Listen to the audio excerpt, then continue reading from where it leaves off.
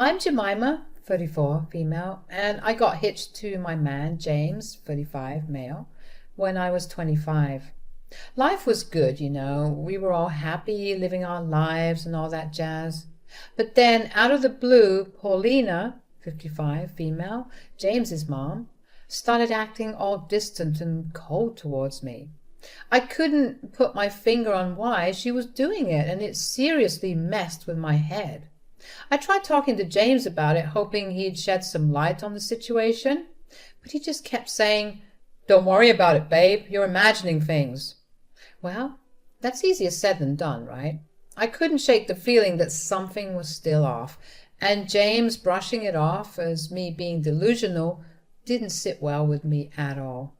But little did I know things were about to get even crazier, because one day I saw a light switch in James. "Hey, babe, what's up?" "Well, I know you said I shouldn't bring it up again, but I don't know, it's just that things with your mom." "Again, Jemima? You're overthinking things. My mom's just busy with work, that's all. I promise you she doesn't hate you." "Are you sure?" "Because it's gotten to the point now where she's ignoring all of my calls. It's weird. I don't know what I did to her. Maybe if you could just talk to her." "You're reading too much into this, Jemima. Mom has her own life, and she doesn't always have to be all lovey-dovey to you all the time. You need to grow up." That happened only 2 years after our marriage, and he had never spoken to me like that before. I should have run the moment I heard that crap, but unfortunately I didn't. I thought I could talk to you about anything, James. I can't believe you just said that. "Well, what do you want me to say? That my mom's out to get you? It's all in your head, Jemima." Well, as you can imagine, the argument went on, and I didn't think it would end. But eventually it did, and things weren't pretty. We were barely speaking to each other, and I was even avoiding him at some points. Days turned into weeks, and the tension between James and me only seemed to grow. Usually, after our arguments, James would come around, apologize, and we'd make up. It was our way of resolving conflicts. But this time, James acted differently. He seemed resentful, and it hurt that he wasn't taking my concerns seriously. Instead of comforting me like he used to, he'd just leave the room or stay silent. The silent treatment was usually my go-to move when I was upset, which I know sounds toxic to some of you all, but I swear that was how our relationship dynamic went. He told me he'd love to pull me out of those moody spaces by approaching me. But for some reason, after this argument, he didn't do that. I wasn't appreciating his behavior one bit. It seemed like our once strong connection was slipping away, and I couldn't figure out why James was being so distant and stubborn. Talking to James was tough, and things between us never really got back to normal. I thought about trying couples therapy to fix our relationship, but whenever I brought it up, James would strongly deny that anything was wrong. He kept insisting that everything was fine, but I could see it wasn't. I felt isolated because I didn't have any family to turn to. My parents had died in a car crash when I was just 16, and they had cut ties with their own families long before I was born. I didn't have any extended family or close friends, so I was desperate for some sense of community and support. In my desperation, I decided to reach out to Paulina. Even though she had been giving me the cold shoulder for all these months, I thought it was worth a shot to try and find some comfort and friendship in her. Meeting with her could also provide an opportunity to discuss whatever was bothering her so much that she had been ignoring me. After I finally convinced my mother-in-law to meet up and talk, we chose a cozy cafe as the place to meet. It had been months since we'd last spoken, and it felt like forever. Sitting across from Paulina in the cafe, I felt kind of nauseous. I'm not going to lie. I really wanted to understand what was going on and try to fix things between us, because now it was affecting my marriage. I gently brought up how James had been acting distant lately.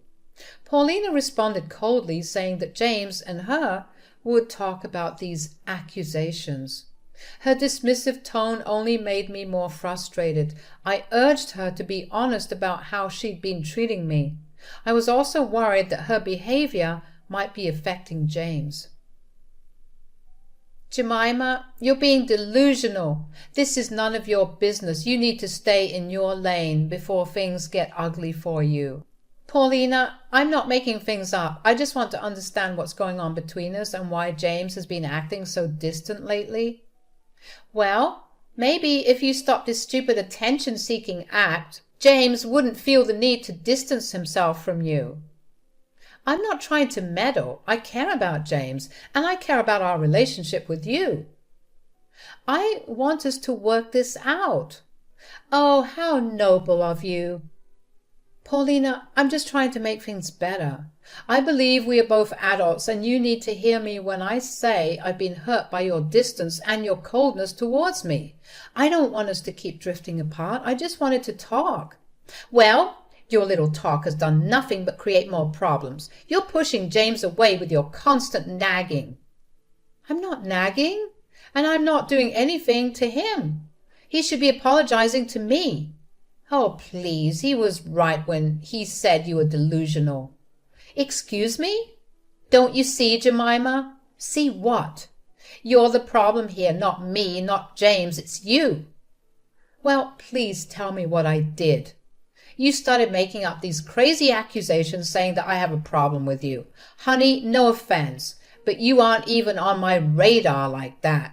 But why not is what I'm asking. We used to be so close, and now you don't even bat your eye when you look at me. If I did something wrong, please tell me. As our conversation continued, Paulina's frustration grew, and she started raising her voice. Our argument caught the attention of the cafe staff, who had to kick us out for all the noise. I was so embarrassed.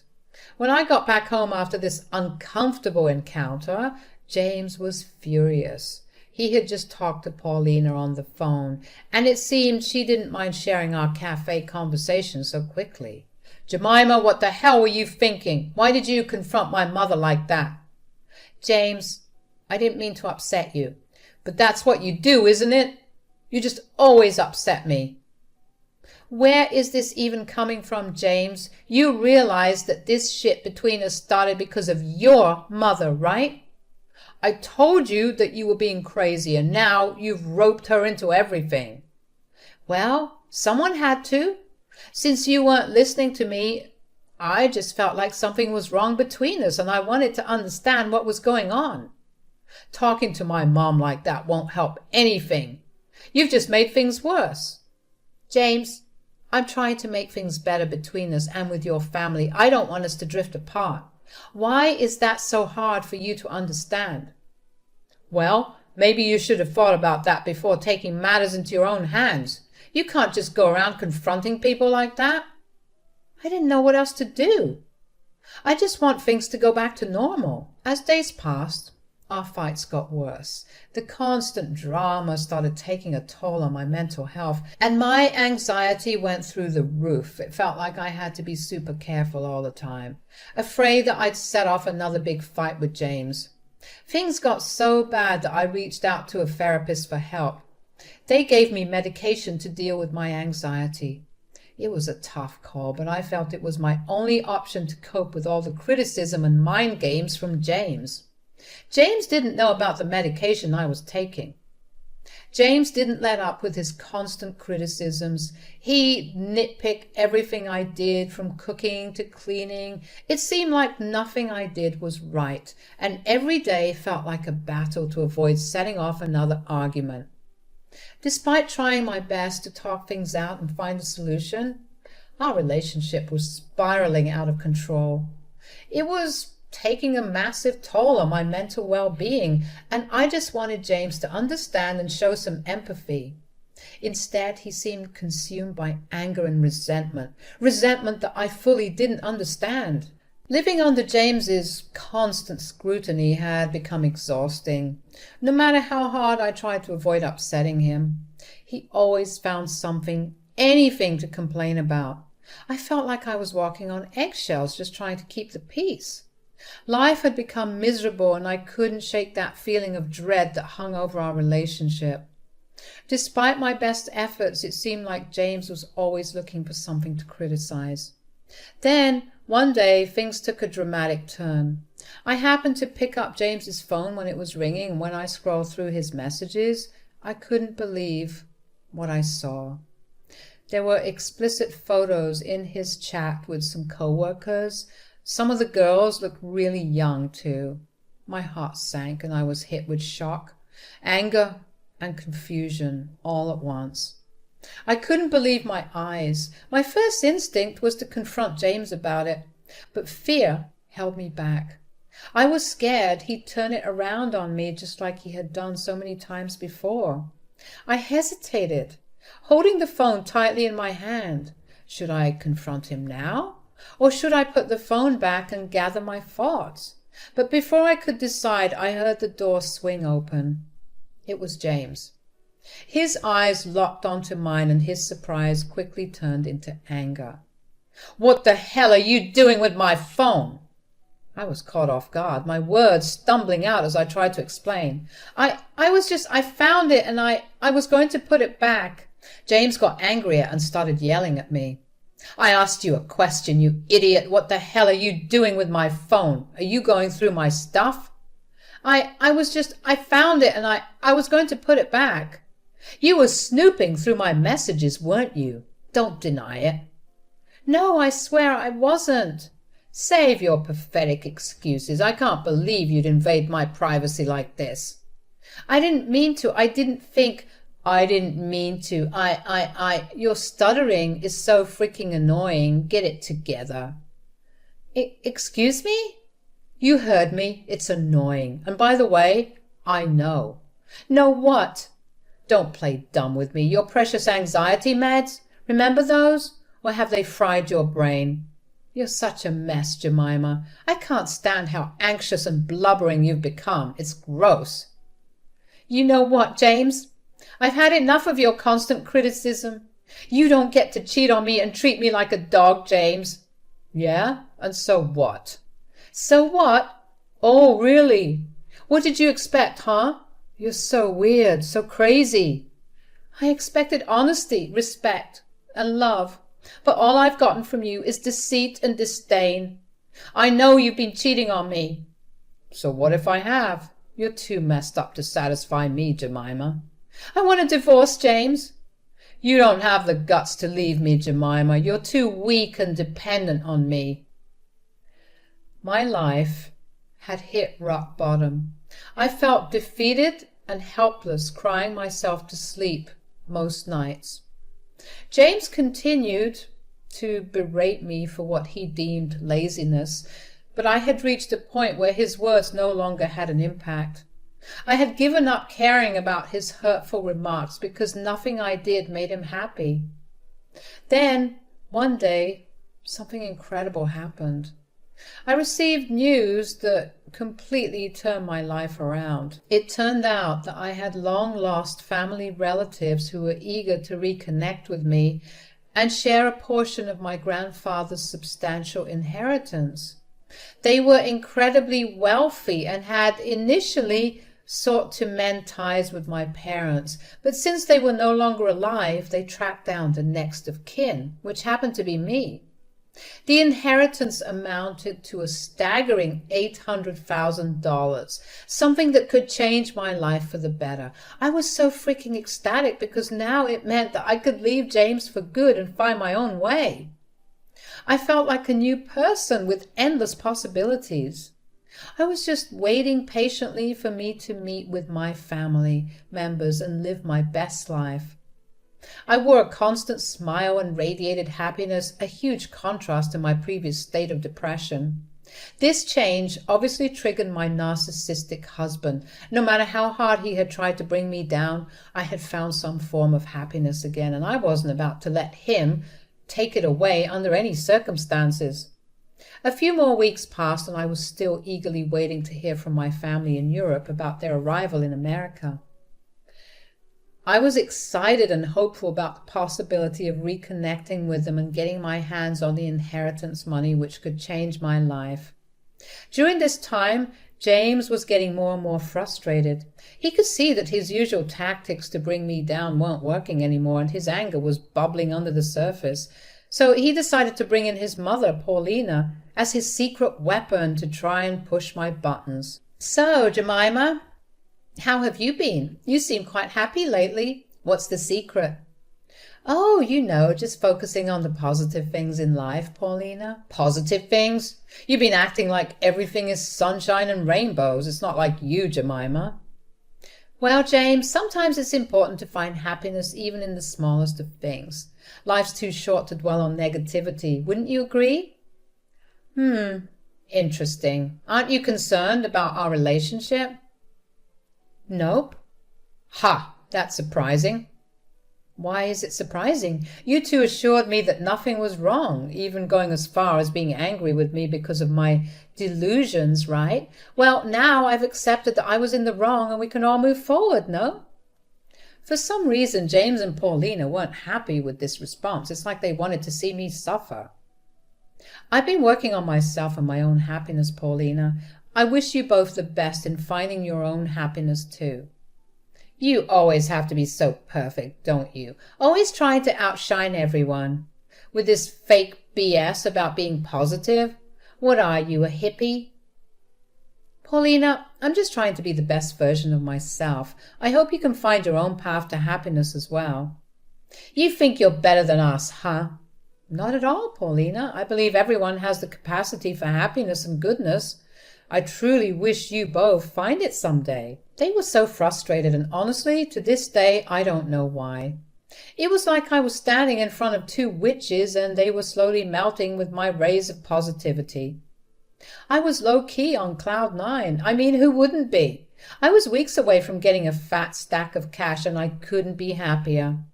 Paulina kept on trying to mess with my head, of course. Honestly, she was acting like Regina George. But I wouldn't let her get to me. Then she dropped a bombshell. Apparently she had been helping James cheat on me this whole time, encouraging him to do it and even covering for him when he lied about spending time with her. She admitted that she did it because she was sick of me. Again, you all, I don't know what I did to upset this woman, but yeah, that's what it was.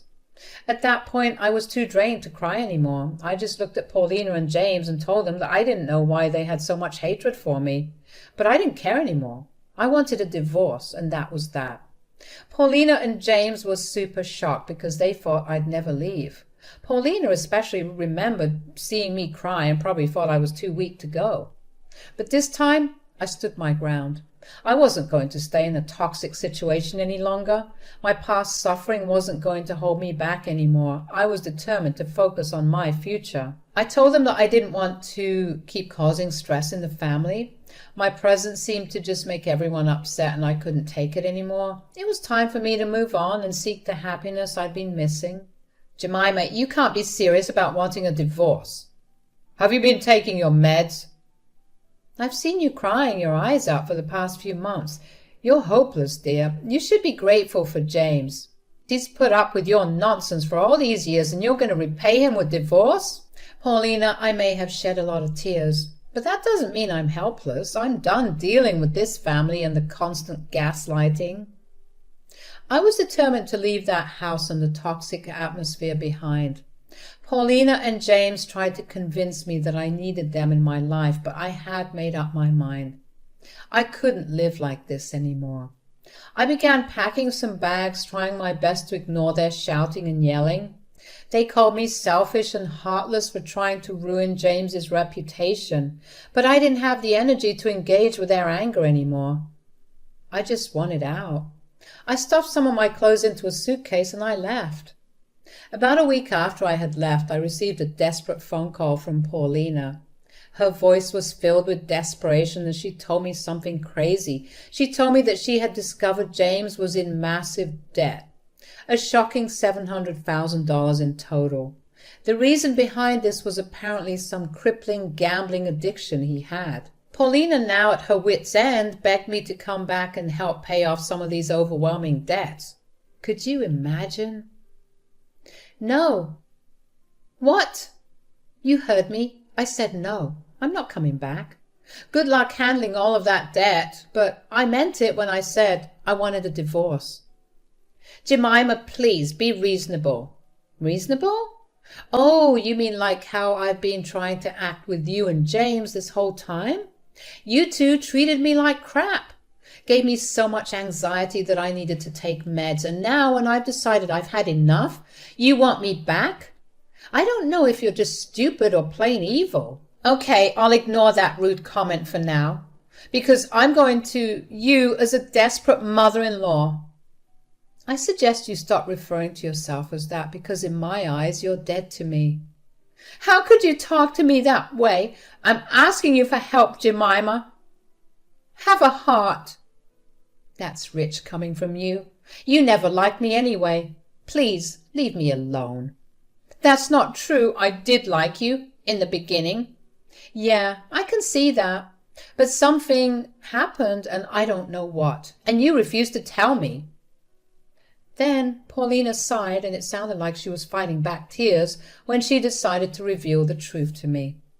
I couldn't believe what I was hearing. She started by admitting that I had been right all along, that there had indeed been a problem from the start. Surprise, surprise. Paulina confessed that her coldness towards me came from her own insecurities. She felt like I was taking James away from her, and since it was just her and him, she felt lonely, and instead of addressing her own issues, she had decided to take it out on me. She then told me that she was convincing James to cheat on me, as well as spreading some rumors about me to make James angrier with me, which worked in her favor. I guess because everything she wanted came to pass. I couldn't help but feel a mix of anger and sadness. I had never done anything to deserve the way she treated me, and hearing her admit it was really crappy. I told Paulina that she was wrong for trying to destroy my relationship with James. I hadn't done anything wrong as a wife or a daughter-in-law except for existing and trying my best, and she still treated me like crap because she was lonely? How pathetic. Her actions were hurtful and unnecessary. She tried to come up with excuses, but they all sounded like weak attempts to justify her behavior.